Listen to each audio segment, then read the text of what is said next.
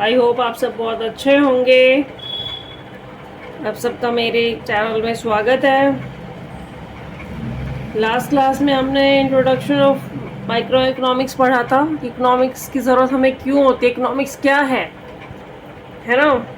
तो उम्मीद करती हूँ आप सबने वो वीडियो देखी होगी, क्योंकि उस वीडियो पे, उस क्लास की वीडियो पे ही पूरा चैप्टर बेस करता है। अगर आपने वो वीडियो नहीं देखी है तो लिंक मैं डिस्क्रिप्शन में डालूंगी, प्लीज़ वो वीडियो देखें। वो फर्स्ट पार्ट देखने के बाद ही आप अच्छे से पूरे चैप्टर को समझ पाएंगे और आपको समझ आएगा इकोनॉमिक्स क्या है, माइक्रो इकोनॉमिक्स क्या है और हमें इकोनॉमिक्स की क्या ज़रूरत है। ठीक है, चैप्टर का जो बेसिक कंसेप्ट है ना वो फर्स्ट वीडियो में ही है। उसी वीडियो के बेस के साथ ही हम चैप्टर को आगे बढ़ेंगे। तो चलो let's start the chapter. Economics क्या है बच्चों, वीडियो को शुरू करते हैं और इकोनॉमिक्स को पढ़ते हैं। इकोनॉमिक्स है क्या, हम वीडियो को शुरू करेंगे इकोनॉमिक्स के मीनिंग के साथ। सबसे पहले हम देख लेते हैं इकोनॉमिक्स है क्या। इकोनॉमिक्स एक सोशल साइंस है, तुम लोगों ने पहले भी पढ़ा होगा, है ना।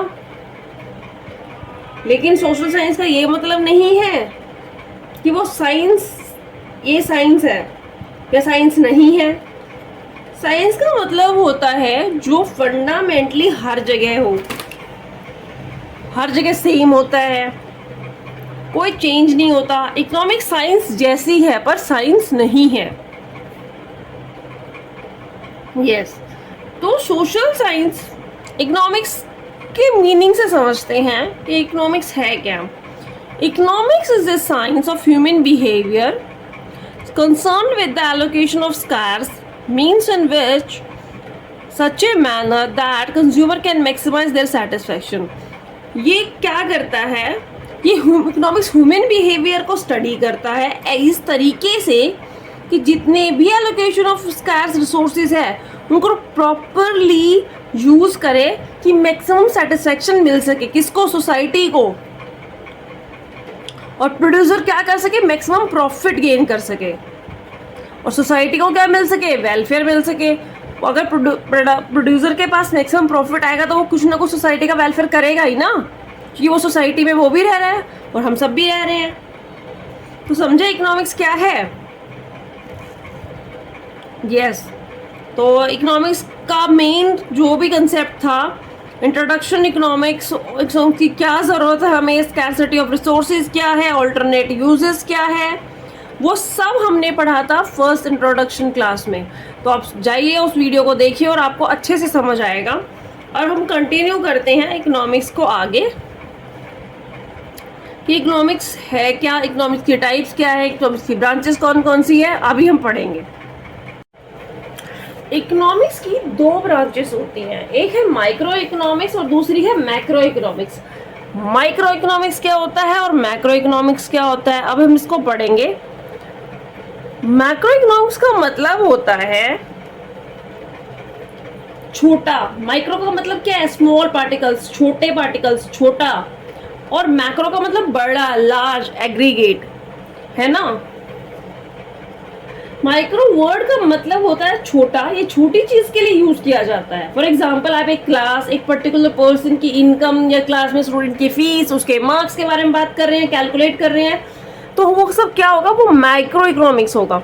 और जब आप पूरी क्लास की फीस के बारे में, पूरी कंपनी के एम्प्लॉयज की इनकम के बारे में, उनकी सैलरी के बारे में, उनको कैलकुलेट करने के बारे में बात करें, टोटल लोगों के बारे में बात करें, एग्रीगेट करें, तो वो क्या होगा, मैक्रो इकोनॉमिक्स होगा।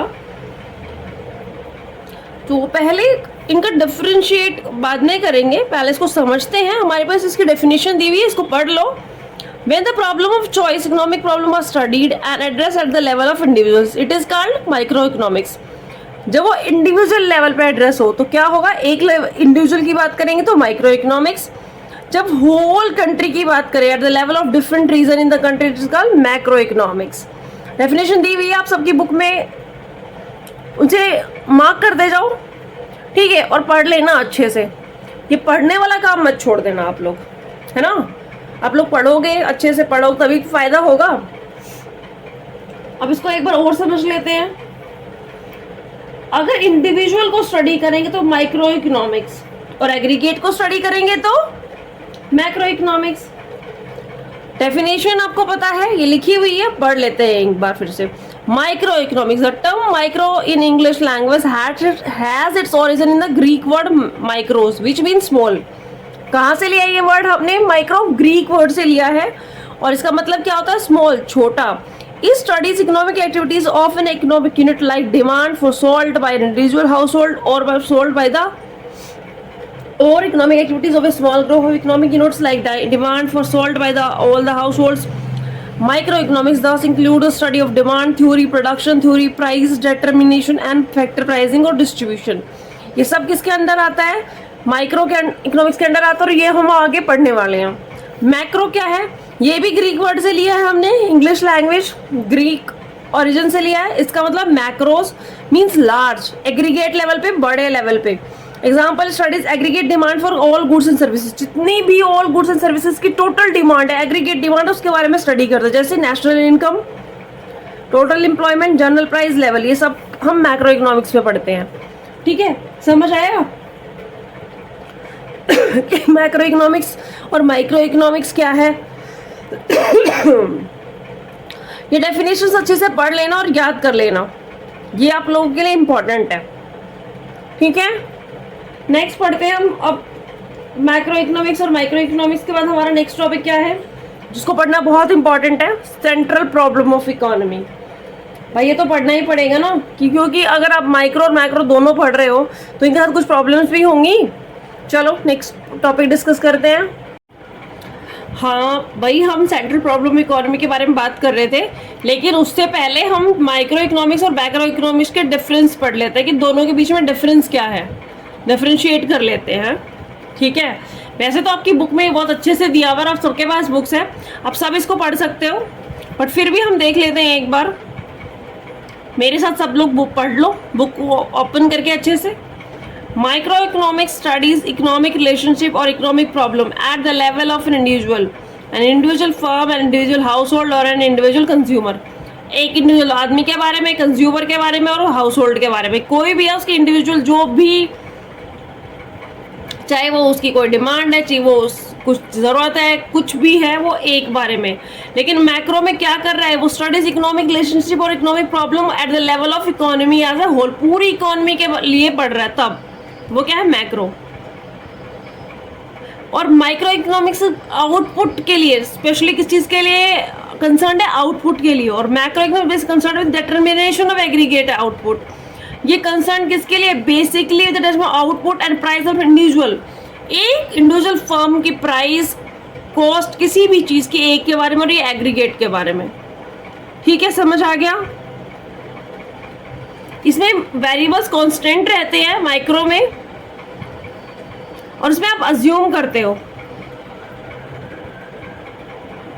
तो ये आपके डिफरेंशिएशन दोनों की ना दी हुई है बुक में, इसको अच्छे से पढ़ लेना एग्जाम के लिए, ये इंपॉर्टेंट है, ये जरूर आएगा आपके एग्जाम में। Most of the time question आता है माइक्रो और मैक्रो का डिफरेंशिएशन, दोनों को डिफरेंशिएट करना।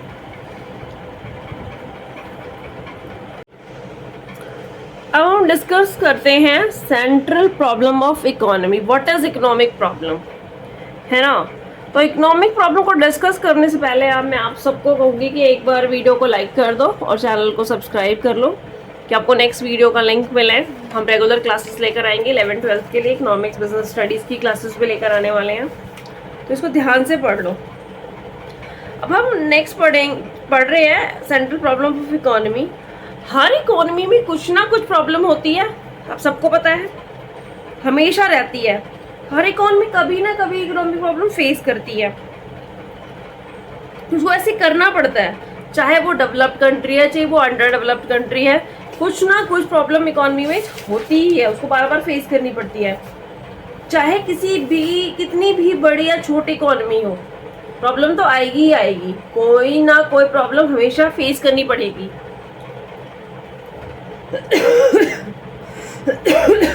कोई फर्क नहीं पड़ता इस बात से कि भाई आप एक अंडर डेवलप्ड कंट्री में रहते हो और डेवलप्ड कंट्री में रह रहे हो, तो आप अंडर डेवलप्ड हो तो इकोनॉमिक प्रॉब्लम आएगी और डेवलप्ड में नहीं आएगी। ये प्रॉब्लम किसी के साथ कभी भी आ सकती है। ठीक है, तो इसमें 3 प्रॉब्लम्स है, पढ़ लो अच्छे से, जिसकी वजह से इकोनॉमिक प्रॉब्लम आती है। इकोनॉमिक प्रॉब्लम है क्या, पहले इसका मीनिंग समझ लेते हैं हम। Economic problem we mean problem of choice और the problem of economical use of scarce resources. Economic problem है चॉइस करने की और स्कार्स रिसोर्स को इकोनॉमिकली यूज करने की। रिसोर्सेज कम है, हमें उनको यूज तो करना ही है, और हमारे पास यूजेस बहुत ज़्यादा हैं उनके। प्रॉब्लम क्या है, चॉइस की, कि हमें ये करना है, ये करना है, ये करना है। मैंने आपको पिछली क्लास में एग्जाम्पल भी समझाया था, है ना, कि रिया को कितने सारे पैसे मिले तो वो सब कुछ ले ले, नहीं, उसके पास पैसे कम है, रिसोर्स कम है और चीज़ें बहुत सारी लेनी है, ऑल्टरनेट यूजेस है उसके पास बहुत सारे। तो समझो इकोनॉमिक प्रॉब्लम है क्या, चॉइस करना और रिसोर्सेज को इकोनॉमिकली यूज करना। ठीक है, तो हम देखते हैं 3 प्रॉब्लम्स है क्या इकोनॉमी में। चलो कंटिन्यू करते हैं। आप नेक्स्ट देखो कि इकोनॉमिक प्रॉब्लम के कॉजेस क्या क्या है। मैंने आपको प्रीवियस क्लास में भी डिस्कस करवाया था। अनलिमिटेड वांट्स होती है, लिमिटेड और स्कैर्स मीन्स होते हैं, ऑल्टरनेटिव यूजेस होते हैं। रिया का एग्जाम्पल भी दिया था और ये हमने बहुत ही अच्छे से पढ़ा था कि इकोनॉमिक प्रॉब्लम है क्या, इकोनॉमिक्स में कौन कौन सी प्रॉब्लम्स आती है। ठीक है, अब हम नेक्स्ट टॉपिक करेंगे हमारा सेंट्रल प्रॉब्लम ऑफ इकोनॉमी। आप इसको अच्छे से पढ़ चुके हो। हमारे पास वांट्स बहुत ज़्यादा है ना, डिमांड और सप्लाई भी पढ़ा था हमने। लिमिटेड और स्कैर्स मीन्स है। ये एम कॉलन ने जो स्कैर्सिटी की सिचुएशन बताई है, स्कैर्सिटी की डेफिनेशन दी है, इसको आप लोग मार्क कर लेना, इसको ज़रूर पढ़ लेना। ठीक है, ये इंपॉर्टेंट है। नेक्स्ट टॉपिक करें, central problem of an economy है क्या।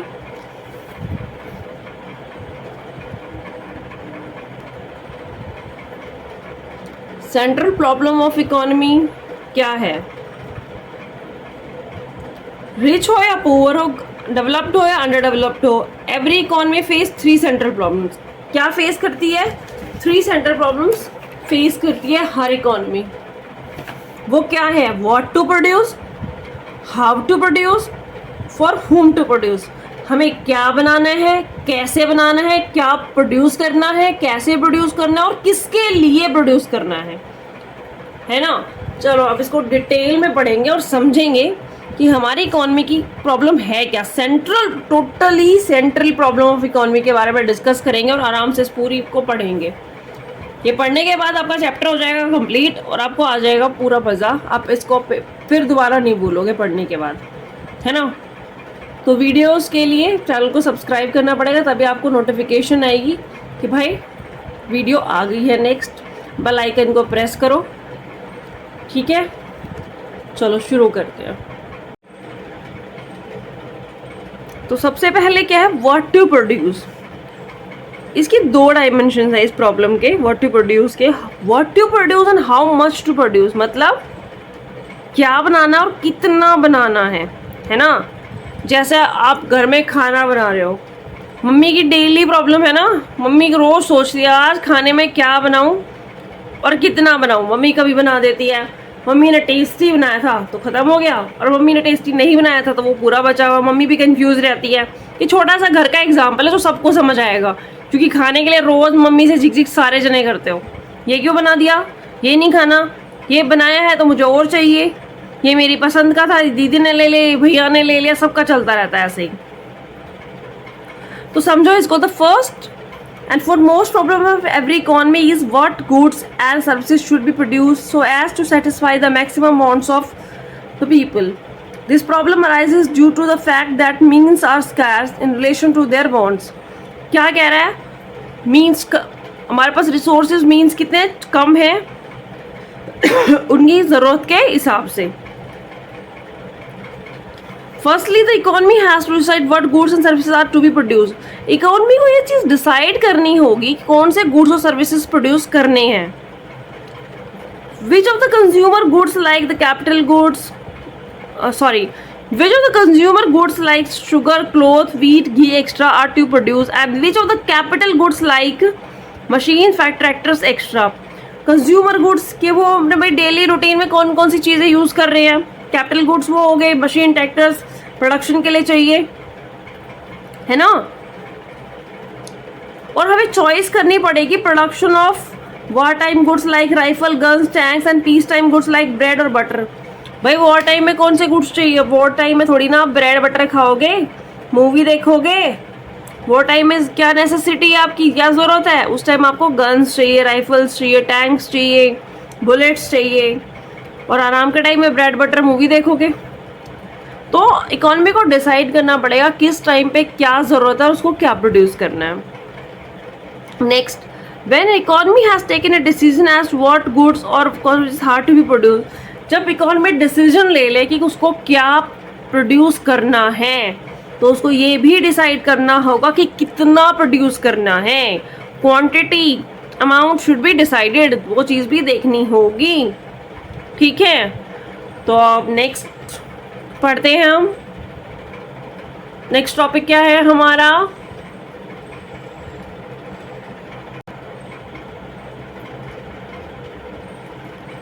How to produce. अब भाई व्हाट टू प्रोड्यूस में डिसाइड हो गया कि कितना और कैसे, है ना?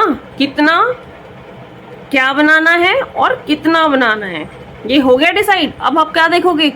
वो कैसे बनाना है, how to produce. The second main problem of an economy is how to produce goods and how to organise production. कितना, कैसे गुड्स को बनाना है और प्रोडक्शन को कैसे ऑर्गेनाइज करना है, वो तो मेन है problem. This problem is concern with the choice of technique of production. ये किस चीज़ के साथ चॉइस है? Technique of production. आपको कौन सी टेक्निक यूज़ करनी है गुड्स को बनाने के लिए, उसकी चॉइस करना इज हाउ टू प्रोड्यूस वाली प्रॉब्लम कंसर्न है, इससे रिलेटेड है। For example, production of cloth is possible either by handloom और by modern machines. This problem is concern with the efficient use of resources. अगर आपको cloth बनाने हैं तो उसमें क्या आएगा? हैंडलूम्स जो भी हाथ से बनाते हैं या फिर मॉडर्न मशीन्स के साथ बनाएगा। तो इसमें क्या आपकी प्रॉब्लम आएगी कि एफिशिएंट यूज़, प्रॉपर यूज़ होना चाहिए रिसोर्सेज का। इसमें क्या होना चाहिए? कॉस्ट कम, प्रोडक्शन ज़्यादा, तभी तो आपको कुछ ना कुछ फ़ायदा होगा। There is two technique of production. How to produce में प्रोडक्शन की कितनी टेक्निक्स है? टू। एक लेबर इंटेंसिव टेक्निक और दूसरी कैपिटल इंटेंसिव टेक्निक। लेबर में आप मजदूरों से, लेबर से काम करवाओगे, और कैपिटल में मशीनों के द्वारा काम होगा। समझ आ रहा है? आई होप आपको समझ आ रहा होगा और साथ में मज़ा भी आ रहा है पढ़ते हुए, ये तो मुझे पता है, क्योंकि मैं बहुत ही सिंपल लैंग्वेज में पढ़ा रही हूँ। जैसे मैं खुद पढ़ते टाइम समझती थी, सेम वही चीज़ बता रही हूँ आप लोगों को। ऐसे आपको रट्टा नहीं मारना पड़ेगा, आप समझ पाओगे कि इस चीज़ का मतलब क्या है, और एग्ज़ाम में आपकी हेल्प होगी जब आपको वो बात याद रहेगी दिमाग में, आप लिख पाओगे, है ना? और लिखने में कमज़ोर हो, इंग्लिश नहीं आती है, फॉर्मुलेट नहीं कर पाते हो, तो मेरी वोकैबलरी की क्लासेस देखा करो डेली। शॉर्ट में 10 वर्ड्स में डेली डाल रही हो, अगर वो आप 10 वर्ड्स में से 5 भी डेली कर लोगे ना, तो आपकी वोकैबलरी कहीं नहीं जाएगी, बहुत अच्छा स्कोर करने वाले हो। ठीक है, अब हमारी थर्ड प्रॉब्लम क्या है? For whom to produce. Owing to limited resources, हमारे रिसोर्सेज लिमिटेड है, तो उसके चलते हम सारे सेक्शंस के लिए प्रोड्यूस नहीं कर सकते, पूरी सोसाइटी के लिए एक्सटेंड डिज़ायर तक प्रोडक्शन नहीं कर सकते, हमें चूज़ करना पड़ेगा। और हमारी सोसाइटी में 2 सेक्शंस है, पुअर है और रिच है। अब आप क्या करोगे? सोशल जस्टिस को प्रमोट करने के लिए आप बहुत सारा प्रोडक्शन कर दोगे पुअर के लिए, तो क्या होगा? उससे आपके पास पैसा कम आएगा, इन्वेस्टमेंट लो हो जाएगी, इन्वेस्टमेंट लो होगी तो जीडीपी ग्रोथ कम हो जाएगी, क्योंकि उस पर कॉस्ट बहुत ज़्यादा लगेगी ना। जब आप लो प्रोडक्शन कर रहे हो पुअर के लिए बहुत ज़्यादा, और पुअर के लिए प्रोडक्शन का मतलब क्या है? कम कॉस्ट पे, बहुत ही कम प्राइस पे उनको सप्लाई करना, देना। ठीक है, तो आपको देखना पड़ेगा, अगर आपकी जीडीपी कम है तो इकोनॉमी पीछे रह जाएगी, बैकवर्ड रह जाएगी इकोनॉमी को प्रॉब्लम फेस करनी पड़ेगी।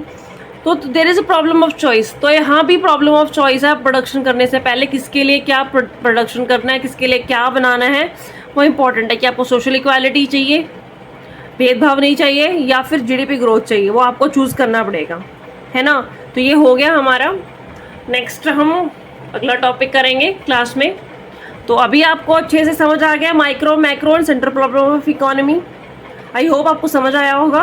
पहली वीडियो ज़रूर देख लेना, मैं लिंक डिस्क्रिप्शन में डाल दूँगी, साथ में दूसरी वीडियो भी नेक्स्ट वीडियो के लिए चैनल को सब्सक्राइब कर लेना, आपको नोटिफिकेशन मिल जाएगी और हम कंटिन्यू करेंगे। ठीक है, जल्दी बिजनेस स्टडीज़ की क्लासेस भी आने वाली हैं। चलो आज के लिए इतना ही। Thank you for watching my video. Please subscribe the channel and press the bell icon.